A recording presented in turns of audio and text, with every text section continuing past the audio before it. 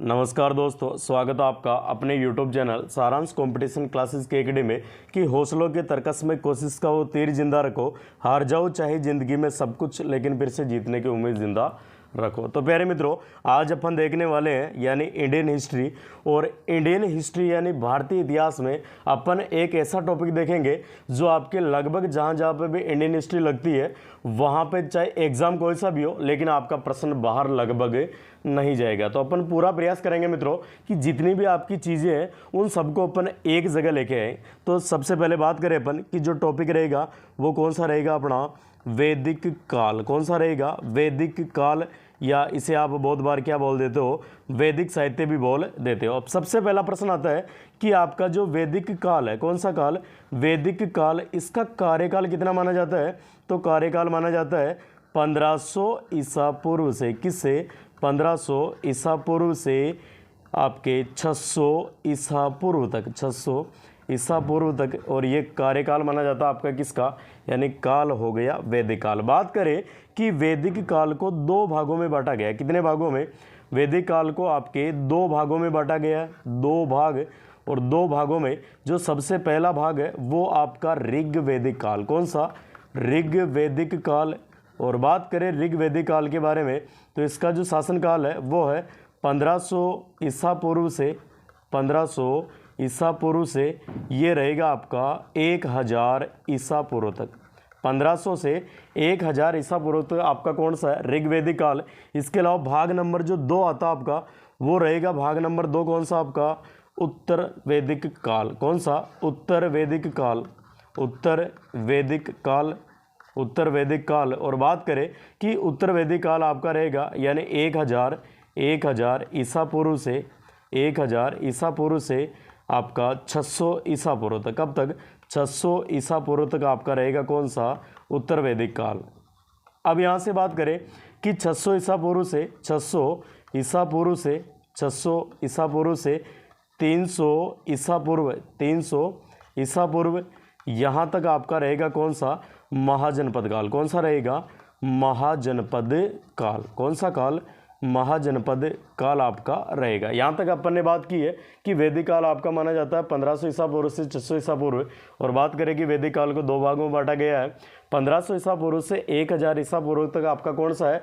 ऋग्वैदिक काल है। और बाकी जो आपके 3 वेद है इनकी रचना काल जो माना जाता है वो कहलाता है उत्तर वैदिक काल।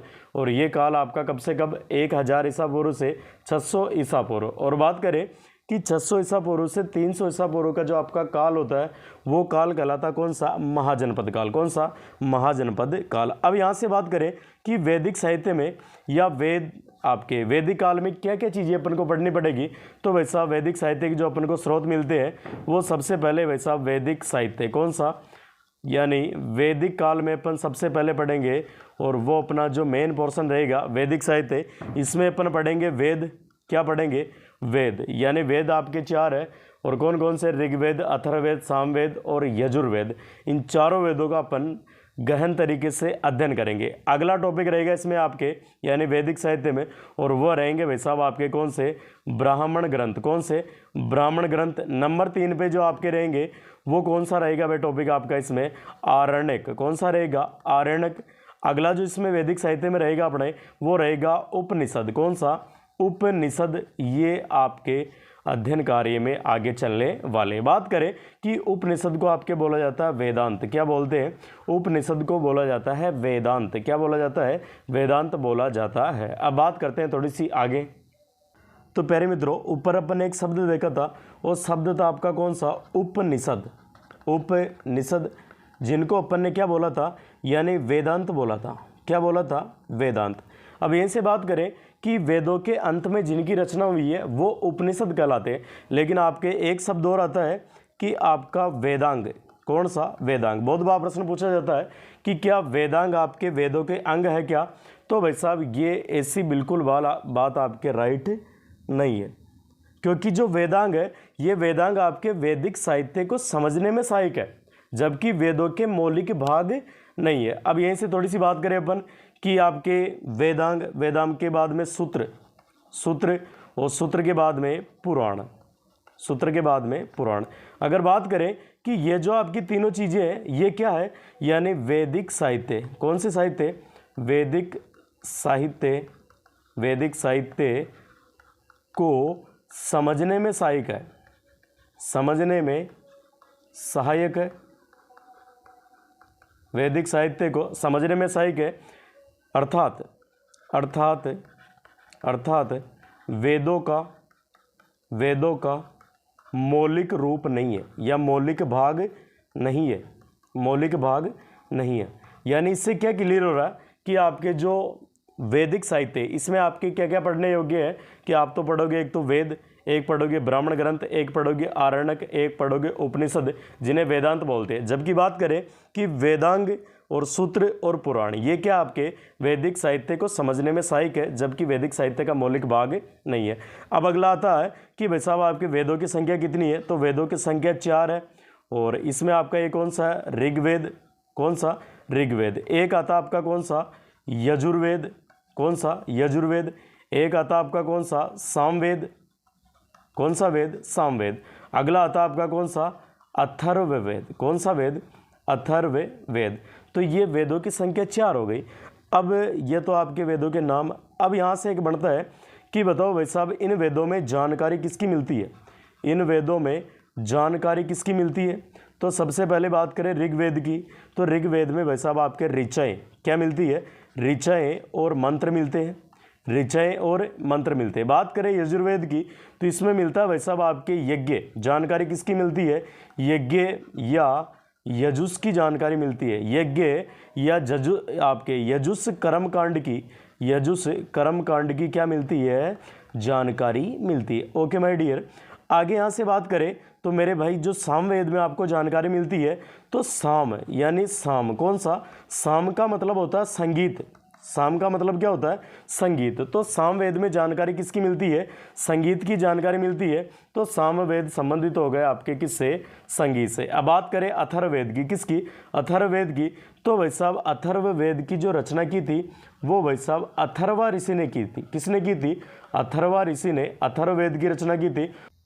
तो प्यारे मित्रों चलिए थोड़ी सी बात करते हैं आगे, और बात इस प्रकार की आती है कि जो वेद आपके वेदों की संख्या कितनी है, 4 है। कितनी है, 4। इसमें बात करें सबसे पहला ऋग्वेद। कौन सा? ऋग्वेद। ऋग्वेद के बाद में आपका कौन सा, यजुर्वेद। यजुर्वेद के बाद में आपका कौन सा, सामवेद। सामवेद के बाद में कौन सा, अथर्ववेद। कौन सा वेद, अथर्ववेद। अब बात करें कि इनमें जानकारी क्या क्या मिलती है, यानी ये आपके वेदों के नाम हो गए। तो मेरे भाई यहाँ से जानकारी आगे अपन बात करें कि ऋग्वेद में जो आपका उल्लेख मिलता है वो उल्लेख मिलता है ऋचाओं का। किसका? ऋचाओं या मंत्रों का उल्लेख किस में मिलता है, ऋग्वेद में। बात करें कि यजुर्वेद में किसकी जानकारी मिलती है, तो इसमें मिलती है भाई साहब ये बराबर यज्ञ, और यज्ञ को बोलते हैं यजुस। क्या बोलते हैं, यजुस के बारे में जानकारी मिलती है। और ये भाई साहब आपके यजुस कर्म कांडों की, किसकी, यजुस कर्म कांडों की जानकारी किस में मिलती है, यजुर्वेद में मिलती है। अब एक महत्वपूर्ण प्रश्न आता है कि बताओ भाई आपका जो आपका यजुर्वेद है ये कौन सी शैली में है, यजुर्वेद कौन सी शैली में है। तो इसकी शैली है भाई साहब आपकी गद्य प्लस पद्य शैली। कौन सी शैली, गद्य यानी जिसको आप लाइन वार पढ़ते हो कि राम घर जाता है। पद्य का मतलब गीत के माध्यम से सुर लय ताल के साथ गाते हो, वो कहलाता आपका कौन सा, पद्य। तो ऐसा कौन सा वेद है जो गद्य और पद्य दोनों में मिलता है, तो वो आपका यजुर्वेद है। और ऐसी शैली जो गद्य और पद्य दोनों में मिले वो शैली कहलाती है चंपू शैली। कौन सी शैली, चंपू शैली। तो माय डियर जीवड़ा अगर आपको पूछ ले कि बताओ कौन सा वेद गद्य और पद्य दोनों में मिलता है, तो वो आपका कौन सा राइट आंसर होगा, यजुर्वेद। कौन सा, यजुर्वेद। अब अगला वेद आता है आपका कौन सा, सामवेद। कौन सा, सामवेद। तो सामवेद में जो जानकारी मिलती है, तो साम का मतलब होता है आपके संगीत। क्या होता है, संगीत। यानी आपका संगीत से संबंधित कौन सा वेद है, तो ये वेद हो जाएगा आपका कौन सा, सामवेद। अब बात करें कि अथर्ववेद, तो अथर्ववेद की जो रचना की है वो की है अथर्वा ऋषि ने। किसने की है, अथर्वा ऋषि ने। यानी अथर्ववेद की रचना किसने की है, अथर्वा ऋषि ने अथर्ववेद की क्या की है, रचना की है। अब यहाँ से बात करें कि अगला प्रश्न बनता है कि ये तो वेद और वेदों में किस किस की जानकारी मिलती है। अब अगला जो प्रश्न बनता है वो प्रश्न बनता है कि भाई साहब प्रत्येक वेद के पुरोहित क्या कहलाते हैं, प्रत्येक वेद के पुरोहित क्या कहलाते हैं। तो सबसे पहले बात करें ऋग्वेद का, तो ऋग्वेद का जो पुरोहित होता है प्यारे मित्रों ये कहलाता है होत्र। क्या कहलाता है, होत्र या होता, होत्र या होता। चलो एक वेद की बात खत्म। अगला आपका कौन सा है, यजुर्वेद। यजुर्वेद का पुरोहित क्या कहलाता है, तो ये कहलाता है भाई साहब आपका कौन सा, आपका अधर्व्यू। क्या कहलाता है, अधर्व्यू कहलाता है। अब बात करें अगला कि बताओ भाई सामवेद का आपका पुरोहित क्या कहलाता है, तो सामवेद का पुरोहित कहलाता है भाई साहब आपका उद्गाता। क्या कहलाता है, उद्गाता। ये उद्गाता आपकी किसका हो गया, सामवेद का पुरोहित। अगला आता है आपका कौन सा, अथर्ववेद। तो अथर्ववेद का जो आपका पुरोहित होता है वो होता है वैसा पंडित जी यानी ब्राह्मण। कौन होता है, ब्राह्मण होता है। अब यहाँ से थोड़ी सी बात की है कि 4 वेद और 4 वेदों में किसकी जानकारी मिलती है, और इन चारों वेदों का जो आपके पुरोहित होता है वो पुरोहित कौन सा है। तो यहाँ तक कंप्लीट बात की है। अब थोड़ी सी बात करते हैं आगे। तो प्यारे मित्रों यहाँ से अपन थोड़ी सी बात करें कि ये जो अपने चारों वेद है, ये जो आपके पास अपने चारों वेद है, इन चारों वेदों की अगली महत्वपूर्ण बात करें कि इन चारों वेदों के ब्राह्मण ग्रंथ कौन से, ब्राह्मण ग्रंथ कौन से हैं। तो सबसे पहले बात कर लो भाई साहब ऋग्वेद की, कि ऋग्वेद के ब्राह्मण ग्रंथ कौन से हैं। तो इसमें आपके 2 मिलते हैं। कितने मिलते हैं, 2 मिलते हैं। तो सबसे पहली बात करें कि ब्राह्मण ग्रंथ आपके ऋग्वेद का कौन सा पहला, तो ये है आपका कौन सा, ऐत्रेय। कौन सा है, ऐत्रेय। दूसरा जो मिलता है इसका नाम है भाई साहब कौसुतंगी।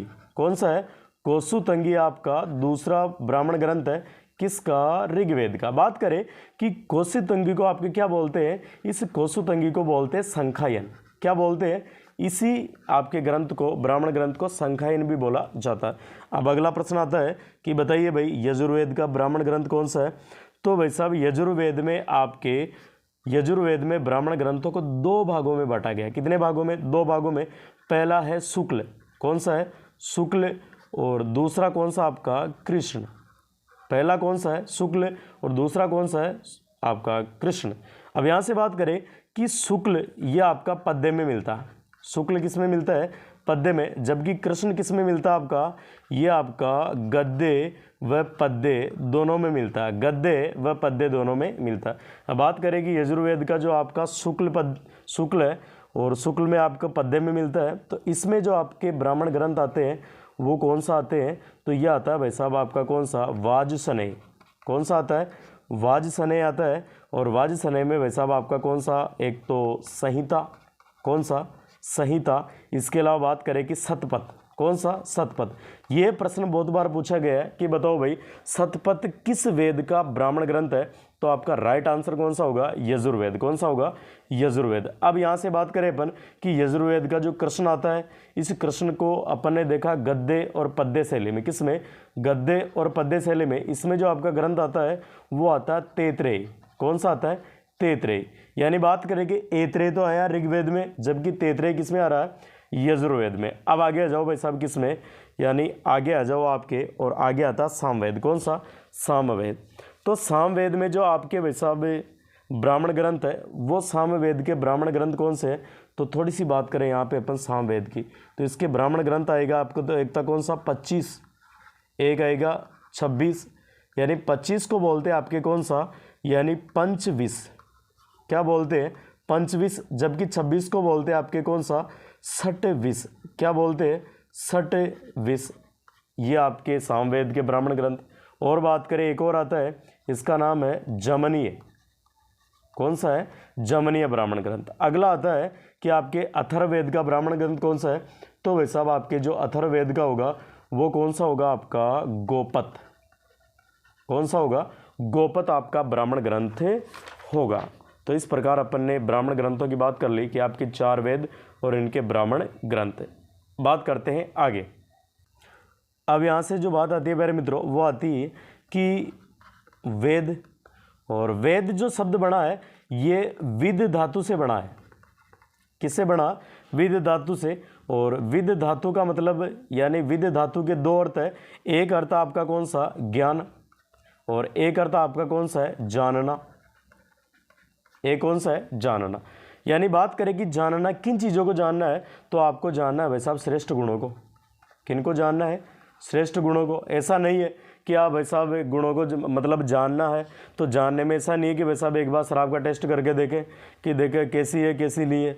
तो जानना का मतलब है कि व्यक्ति या मनुष्य को श्रेष्ठ गुणों को जानना है, यानी जो बुरे कर्म है इनको नहीं जानना है, और जो श्रेष्ठ कर्म है इनको जानना है। यानी वेद जिस धातु से बने हैं वो विद धातु है, और विद के दो अर्थ होते हैं, एक तो आपका ज्ञान और एक होता है जानना। बात करें कि जो वेदों की रचना काल, ये भाई साहब रचना काल स्टार्टिंग में देखा था अपन ने कि 1500 BC, और BC का मतलब आपके ईसा पूर्व।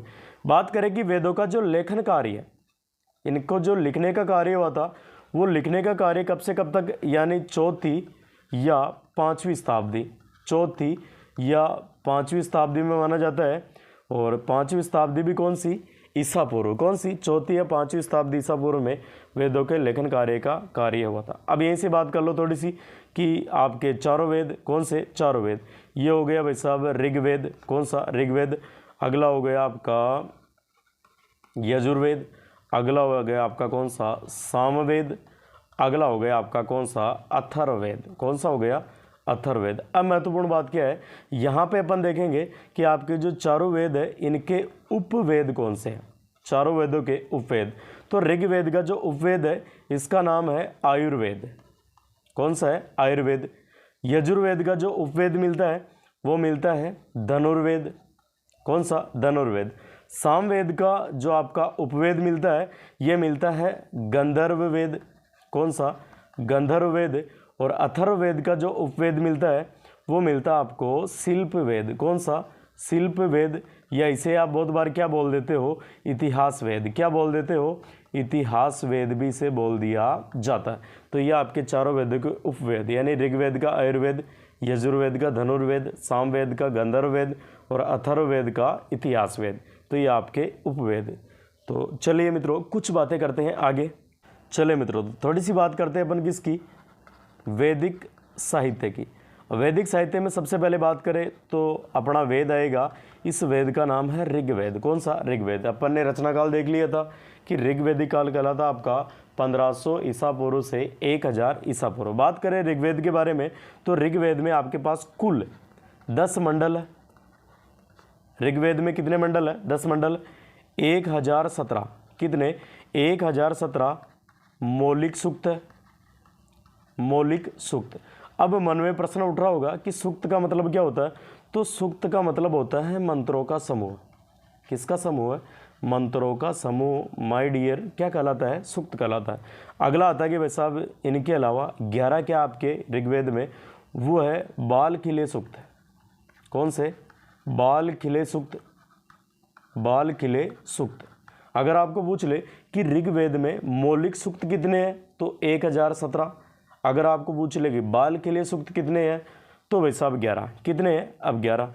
अब अगर आपको पूछ ले कि बताओ भाई ऋग्वेद में कुल सूक्त, कुल सूक्त, और सूक्त का मतलब बताया था कि मंत्रों का समूह, तो कुल सूक्त कितने होंगे? 1028।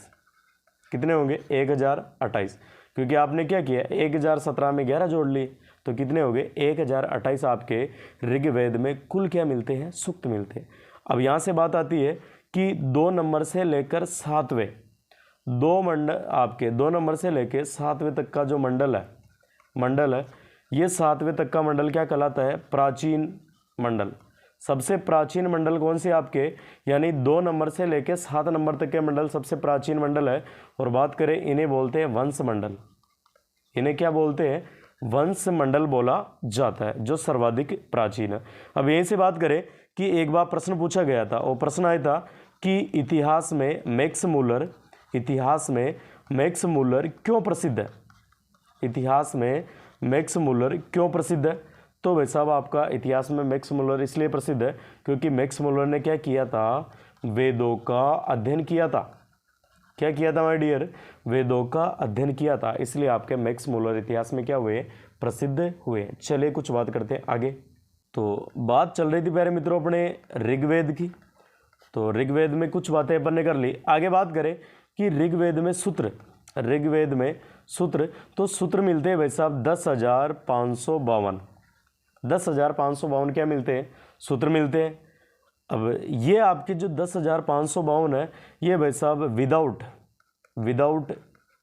विदाउट बाल खिल्य सूत्र, विदाउट बाल खिल्य सूत्र, यानी अगर आप बाल खिल्य सूत्रों को शामिल नहीं करोगे तो आपके भाई साहब ऋग्वेद में मौलिक जो सूत्र है इनकी संख्या कितनी है, ये संख्या है 10,552। जबकि बात करें यहीं से अपन कि जो अगर बाल खिल्य सूत्रों को शामिल करोगे तो 10,600, अगर इनको आप क्या करोगे, बाल खिल्य सूत्रों को शामिल करोगे तो इन सूत्रों की कुल संख्या कितनी होगी, 10,600 लगभग आपके क्या हो जाएगी संख्या। अब यहीं से बात करें अपन कि जो आपके वेद है, वेद, इन वेदों को अपौरुषेय माना गया है, अपौरुषेय माना गया, यानी वेदों को क्या माना गया है, अपौरुषेय। यानी बात करें कि भाई साहब वेदों की रचना किसी पुरुष या व्यक्ति या किसी इंसान ने नहीं की है, ये तो भाई साहब क्या है, ईश्वरीय ज्ञान है। क्या है, वेद क्या है, ईश्वरीय ज्ञान है, यानी ये क्या है, अपौरुषेय है। और बात करें कि इनकी जो रचना की है, इनकी जो रचना की है वो किन्होंने की है, ऋषि मुनियों ने की है। किन्होंने की है, ऋषि मुनियों ने इन वेदों की क्या की है, रचना की है। और वेद जो आपकी जिस परंपरा पे आगे बढ़े हैं वो परंपरा है आपकी कौन सी, श्रवण परंपरा। कौन सी माय डियर, श्रवण परंपरा के आधार पे वेदों का ज्ञान आगे बढ़ा है। क्योंकि जो आश्रमों में गुरुजी हुआ करते थे वो भाई साहब अपने बच्चों को, जितने भी स्टूडेंट वगैरह हुआ करते थे उनको वेदों का ज्ञान दिया जाता था। अब जैसे बात करें कि वेदों के ज्ञान प्राप्त करने में जैसे एक वेद का ज्ञान होता है तो भाई साहब एक ज्ञान का आपके एक वेद का ज्ञान हो गया। अगर 2 वेदों का ज्ञान हो गया तो वो कहलाता था द्विवेदी। क्या कहलाता था, द्विवेदी। और 3 वेदों का ज्ञान हो गया तो वो कहलाता था त्रिवेदी। क्या कहलाता था, त्रिवेदी। और अगर किसी व्यक्ति ने 4 वेदों का ज्ञान प्राप्त कर लिया तो वो कहलाता था चतुर्वेदी। क्या कहलाता था, चतुर्वेदी कहलाता था। अब यहीं से बात करें कि आपके वेदों को वैसा श्रुतियाँ भी बोला जाता है। वेदों को क्या बोला जाता है, श्रुतियाँ, क्योंकि वैदिक ज्ञान है ये सुन के आगे बढ़ाई जाता था। क्या करके, श्रुति ज्ञान के आधार पे आपका वैदिक ज्ञान माना जाता है। तो इस प्रकार अपन ने देखा कि ऋग्वेद में आपके कुल मंडल कितने हैं, तो ये भाई साहब आपके कुल मंडल है 10 मंडल। कितने, 10 मंडल। इसमें से अपन ने देखा कि 2 नंबर से लेकर 7 नंबर तक के जो मंडल है वो वंश मंडल कहलाते हैं। कौन से मंडल, वंश मंडल कहलाते हैं ऋग्वेद में, जो सबसे प्राचीन मंडल है। अब यहाँ से एक प्रश्न हर बार बनता है कि बताओ आपके मंडल नंबर 2 से लेकर 7 तक, इनमें जो जैसे 2, 3, 4, 5, 6, 7 ये आपके मंडल हो गए, इनमें जो प्रथम सूक्त मिलता है, इन 2 नंबर से लेकर 7 नंबर तक के मंडलों में जो प्रथम सूक्त मिलता है वो किससे संबंधित है, वो प्रथम सूक्त संबंधित है अग्नि से। किससे संबंधित है, अग्नि से। जबकि अगर आपको पूछ ले कि 2 नंबर से लेकर 7 नंबर तक के मंडलों में जो आपका द्वितीय सूक्त है, कौन सा सूक्त है, द्वितीय सूक्त, ये किससे संबंधित है, ये संबंधित है इंद्र से। किससे संबंधित है, इंद्र से संबंधित है। और यह प्रश्न पता नहीं मित्रों कितनी बार पूछा जा चुका है। ओके मित्रों, तो प्यारे मित्रों यहाँ से थोड़ी सी बात आती है अपन ने कि अपन ने देखे थे वंश मंडल, और वंश मंडल में अपन ने देखा था कि 2 नंबर से लेकर 7 नंबर तक के मंडल क्या कहलाते हैं, वंश मंडल। अब यहाँ से मामला आता है कि बताओ भाई साहब इन 2 से लेकर 7 तक के आपके रचयिता कौन है, इनके रचनाकार कौन है। तो चलिए देख लेते हैं 2 नंबर से लेकर 7 तक के मंडलों के रचनाकार। 2 number, 3 number, 4 number, 5 number, 6 number, 7 number. तो प्यारे मित्रों रचनाकार देख लेते हैं। तो इसमें एक छोटी सी ट्रिक है। क्या है, छोटी सी ट्रिक है, और ट्रिक है ग्रह विवाह का अभाव है। ग्रह विवाह का क्या है, अभाव है। आज के ज़माने में वैसा ग्रह विवाह का अभाव है, बाल बच्चे ग्रह विवाह में विश्वास नहीं रखते, तो इसलिए वर्तमान समय को देखते हुए ये ट्रिक बनी है भाई। तो सबसे पहले बात करें कि 2 नंबर का जो आपका मंडल है, वंश मंडल, इसके जो रचयिता हैं ये कौन है, गृहस्थमद। कौन है, गृहस्थमद। बात करें कि यहाँ पे आ रहा विवाह है, कौन सा आ रहा, विवाह है। तो बात करें कि एक तो आपका इसमें वर्ण आ रहा वी, एक कौन सा आ रहा, वाह। तो वी यानी 3 नंबर का, और 3 नंबर का कौन सा हो जाएगा आपका, यानी विश्वामित्र। कौन सा मित्र, विश्वामित्र। वाह और आ रहा है तो वाह पे हो जाएगा आपका कौन सा, 4 नंबर का। और वाह का मतलब कौन सा हो जाएगा प्यारे मित्रों आपका, वाह का मतलब हो जाएगा वामदेव। कौन सा देव, वामदेव। अगला आ रहा 5वां, और 5वां में ए आ रहा है, तो ए का मतलब क्या हो जाएगा, अत्रि। वो कवि अत्रि महेश अलग है भाई, राजस्थान में है ना, वो वाला अलग है। और इसमें पांचवा जो वंश मंडल है इसका जो रचयिता है वो कौन सा है, अत्रि। छठे का कौन है भाई, छठे का है भारद्वाज, छठे का कौन सा है, भारद्वाज। और सातवें का कौन सा आपका, तो सातवें का है भाई साहब कौन सा, वशिष्ठ मुनि। कौन से, वशिष्ठ मुनि। अब आपके बहुत बार आप जहन में एक प्रश्न आता है कि नाम सुनते हैं भाई साहब सप्त ऋषि, कौन से ऋषि, सप्त ऋषि।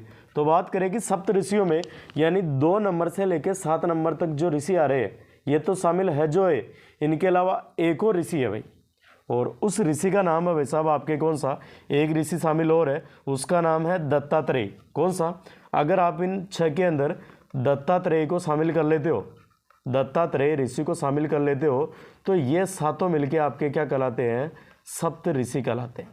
क्या कहलाते हैं, सप्त ऋषि। अब बहुत बार आपके प्रश्न बढ़ता है कि आपके मंडल नंबर 2 से लेकर 7 है, मंडल नंबर 2 से लेकर 7 तक के ऋषियों को क्या बोलते हैं, तो इन ऋषियों को बोलते हैं प्रगाथा ऋषि। क्या बोलते हैं, प्रगाथा ऋषि बोलते हैं। तो चले मित्रों अपन बात करते हैं कि आज अपन ने क्या क्या पढ़ा है। तो थोड़ी सी बात देख लेते हैं अपन कि आज अपन ने वैदिक काल शुरू किया है। वैदिक काल का आपका जो कार्यकाल है वो 1500 ईसा पूर्व से लेकर 600 ईसा पूर्व तक का है। अब यहाँ से अपन ने बात की कि वैदिक साहित्य के स्रोत कौन कौन से हैं, तो इसमें भाई साहब आपके वेद पढ़ेंगे, ब्राह्मण ग्रंथ पढ़ेंगे, आरण्यक पढ़ेंगे, उपनिषद पढ़ेंगे, जिनको वेदांत बोला था। अब बात करें कि वेदांग, सूत्र और पुराण ये भाई साहब वैदिक साहित्य को समझने में सहायक है, जबकि वेदों का मूल भाग नहीं है। फिर अपन ने देखा कि वेदों की संख्या 4 है, आपके ऋग्वेद, यजुर्वेद, सामवेद, अथर्ववेद। इनमें अपन ने देखा था कि ऋग्वेद में मिलता है ऋचाएँ एवं मंत्र, यजुर्वेद में मिलते हैं यज्ञ और यजुष्कर्म कांड, सामवेद में मिलता संगीत से संबंधित, अथर्ववेद मिलता है जिसकी रचना की थी अथर्वा ऋषि ने। बात करें कि आपका जो यजुर्वेद है ये चंपू शैली यानी गद्य पद्य में लिखा हुआ है, और जो ऋग्वेद का पुरोहित होता है इसे होत्री या होता बोलते हैं। यजुर्वेद का कहलाता है अधर्व्यू, सामवेद का कहलाता है उद्गाता, और अथर्ववेद का कहलाता है आपका कौन सा, यानी ब्राह्मण। कौन सा कहलाता है, ब्राह्मण। बात करें कि आपके जो ब्राह्मण ग्रंथ कौन कौन से हैं, तो ऋग्वेद के ब्राह्मण ग्रंथ है ऐत्रेय और कोसुतंगी। कौन से, ऐत्रेय, कोसुतंगी। और यजुर्वेद के आपके शुक्ल और कृष्ण 2 भागों में बांटा था। तो शुक्ल में आपके वाजसनेय, इसमें आपके संहिता और शतपथ ब्राह्मण ग्रंथ। कृष्ण में देखा था कि गद्य पद्य शैली में है, और इसमें आपका ग्रंथ मिलता है कौन सा, तैत्रेय। कौन सा मिलता है, तैत्रेय। अब बात करें कि जो ब्राह्मण ग्रंथ है सामवेद का, वो मिलते हैं अपन को 3, एक तो 25 और 26। 25 का मतलब पंचविश और 26 का मतलब षटविश। एक मिलता है जमनीय। और अगली बात करें कि अथर्ववेद का आपका ब्राह्मण ग्रंथ कौन सा है, तो ये आपका गोपथ। कौन सा है, गोपथ। फिर आगे बात की है कि वेद विद धातु से बना है, जिसके 2 अर्थ है, एक है ज्ञान, एक आपका कौन सा, जानना। जानना का मतलब श्रेष्ठ गुणों को जानना। ओके। अगली बात करें कि भाई साहब वेदों को लिखने का कार्य कब हुआ था, आपके चौथी पांचवीं शताब्दी ईसा पूर्व में, और रचनाकाल लगभग शुरू माना जाता है 1500 ईसा पूर्व से। बात करें कि आपके वेदों के उपवेद देखे थे, तो ऋग्वेद का उपवेद है आयुर्वेद, यजुर्वेद का है धनुर्वेद, सामवेद का उपवेद है गंधर्ववेद, और अथर्ववेद का उपवेद है शिल्पवेद या इतिहास वेद। फिर अपन ने देखा था कि ऋग्वेद में कुल 10 मंडल है, और बात करें कि 1017 मौलिक सूक्त है, जबकि 11 क्या है, बाल खिले सूक्त है। बात करें कि ऋग्वेद में कुल सूक्त कितने हैं, तो 1028 है। फिर अपन ने बात की है कि 2 नंबर से लेकर 7 नंबर तक के मंडल सबसे प्राचीन मंडल कहलाते हैं ऋग्वेद में, और बात करें कि इन्हीं को बोलते हैं वंश मंडल। कौन से मंडल, वंश मंडल बोला जाता है। और मैक्स मूलर इतिहास में क्यों प्रसिद्ध हुआ, क्योंकि वेदों का अध्ययन किया था। और ऋग्वेद में जो आपके वैसा सूत्र मिलते हैं वो कितने मिलते हैं, यानी 10,552, और लगभग बाल किले को अगर जोड़ ले तो कितने आएंगे, 10,600 आपके सूत्र आ जाएंगे। बात करें कि वेद आपके अपुरुष है, यानी इनकी रचना किसी भी पुरुष ने नहीं की है, और ये तो क्या है भाई, ईश्वरीय ज्ञान है। और मेरे दोस्त बात करें कि ईश्वरीय ज्ञान की रचना किसने की थी, तो ऋषि मुनियों ने की थी। और बात करें कि वेद आपके श्रवण परंपरा पे चलने वाले हैं, और इन्हें श्रुतियाँ भी बोलते हैं, क्योंकि इनमें श्रुति ज्ञान होता है, क्योंकि सुन के ज्ञान को आगे बढ़ाया जाता है। बात करें कि जो 10 मंडल है उनमें से 2 नंबर से लेकर 7 नंबर तक के आपके सर्वाधिक प्राचीन मंडल, जिन्हें वंश मंडल बोला था, इनका प्रथम सूक्त अग्नि से संबंधित है, और प्रत्येक का द्वितीय सूक्त इंद्र से संबंधित है। फिर अपन ने बात की थी कि वंश आपके जो वंश मंडल है, यानी 2 नंबर से 7 नंबर तक, इनके रचनाकार कौन है, तो नंबर 2 पे आपके कौन से, दूसरे मंडल के हैं भाई साहब गृहस्थ समद, तीसरे मंडल के विश्वामित्र, चौथे मंडल के वामदेव, और 5वें के आपके अत्रि, और 6वें मंडल के हैं भारद्वाज, और 7वें मंडल के हैं वशिष्ठ। और बात करें कि जब इन 6 के अंदर आपके एक ऋषि कौन से, प्रगता ऋषि को शामिल कर लिया जाता है? नहीं, आपके जो सप्त ऋषि बनाने के लिए दत्तात्रेय ऋषि को शामिल कर लिया जाता है, तो ये आपके सप्त ऋषि कहलाते हैं। जबकि बात करें कि 2 नंबर से लेकर 7 नंबर ये मंडल है, इनके जो ऋषि हैं ये कहलाते हैं प्रगता ऋषि। तो प्यारे मित्रों, अपन ने कुछ जानकारी हासिल करने की, थोड़ी जानकारी प्राप्त करने का प्रयास किया है। और अगर आपको जानकारी अच्छी लगी है तो चैनल को लाइक करें, शेयर करें, सब्सक्राइब करें। धन्यवाद मित्रों।